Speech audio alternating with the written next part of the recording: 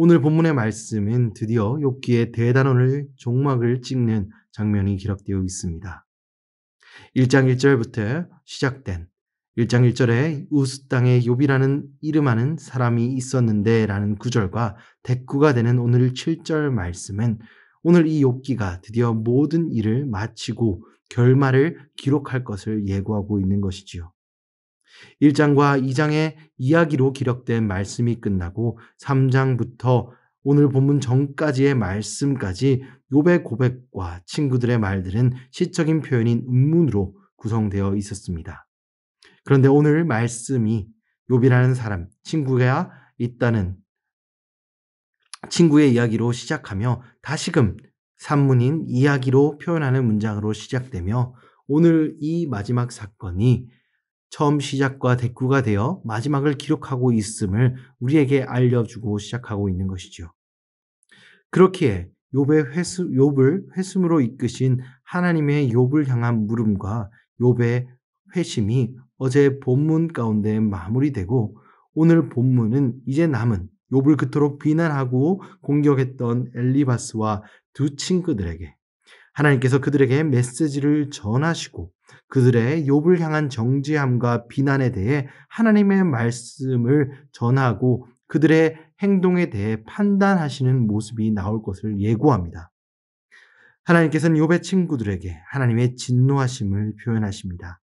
번역된 성경에는 하나님을 노하신다라는 간단한 표현으로 쓰여져 있지만 원문에는 하나님의 뜨거운 열기가 코로 내뿜는다는 표현을 사용하심으로써 욥의 친구들을 향한 하나님의 터지는 분노를 참을 수 없으심을 나타내십니다.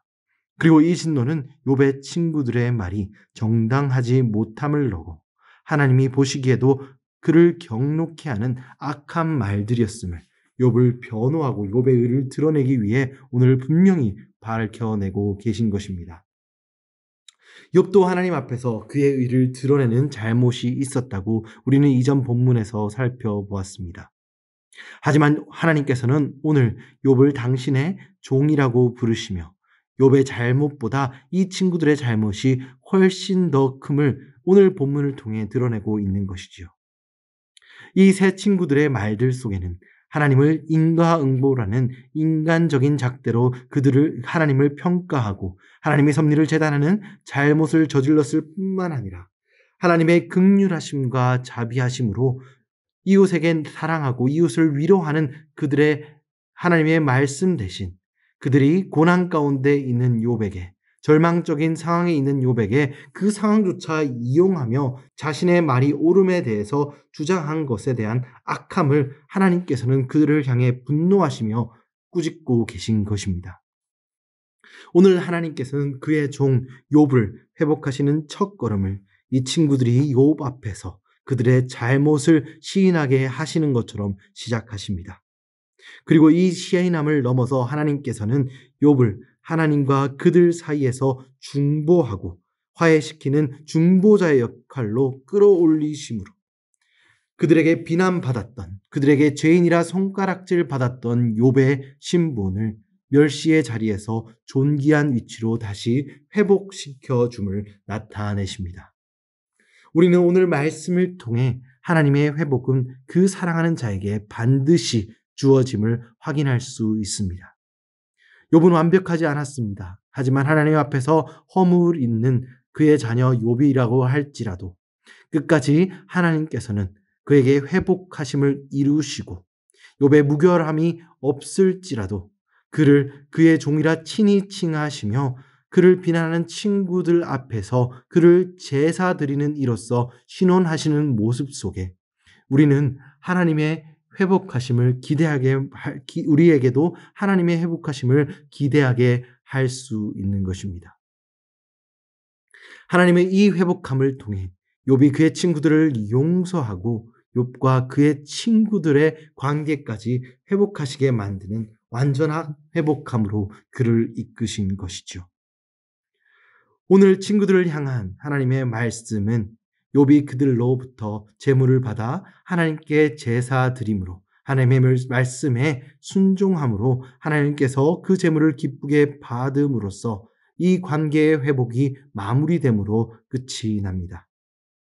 이렇듯 하나님의 회복은 수직적인 하나님과 욥과의 관계의 회복을 넘어서서 인간적인 관계인 친구들과 욥의 수평적인 관계까지 주님의 섭리가 확장되어 욥의 완전한 회복을 이루셨음을 오늘 본문에서 우리는 바라볼 수 있습니다. 우리의 삶 가운데, 우리의 고난 가운데 우리는 하나님께서 그의 사람을 기억하시고 하나님의 사람의 회복을 책임주신 것을 기억하기 원합니다. 그리고 오늘 새 친구를 돌이키신 것처럼 하나님께서 하나님의 길로 하나님의 사람들을 그들의 잘못에도 불구하고 돌이키기를 원하시며 그 돌이킴이 하나님의 기쁨이 됨을 기억하시기 원합니다.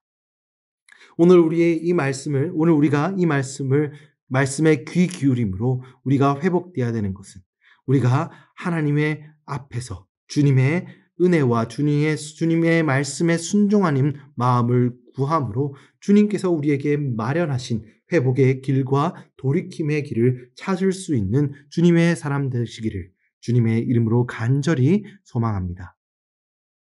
이어지는 말씀에서 욥에게 하나님께서 그의 이전 소유의 갑절을 주셨다고 말씀하고 있습니다.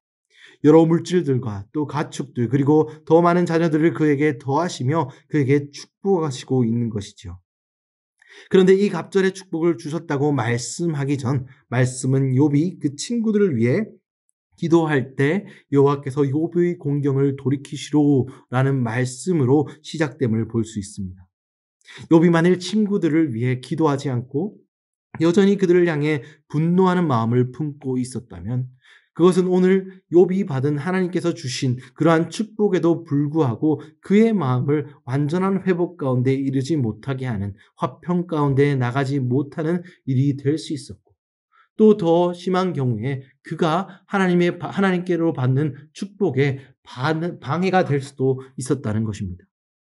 이처럼 우리의 용서는 우리가 용서함으로 우리가 하나님께 용서받음을 기억할 수 있게 만들고 하나님께 받은 더 큰 용납함을 우리가 받아들이는 증거가 된다는 사실을 깨달아야 합니다.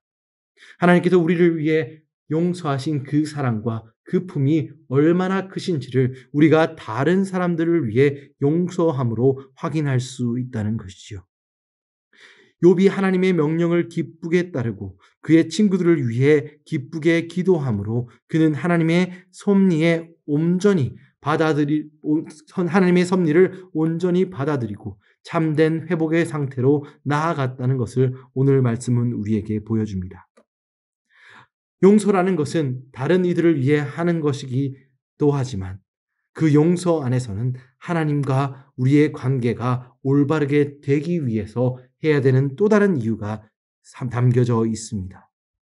오늘 우리 본문 가운데서 욥이 그들의 친구를 용서함으로 하나님과의 온전한 관계 가운데 나아간 것처럼 오늘 우리 가운데서도 우리가 하나님께서 주신 온전한 회복함을 누리기 위해 하나님이 부어주실 온전한 은혜를 누리기 위해 우리 마음을 아프게 하는 사람들 혹은 우리를 판단하고 비난하는 자를 위해 기도할 수 있는 믿음과 하나님의 마음을 부어달라고 기도할 수 있는 성도님들이 되시길 주님의 이름으로 소원합니다.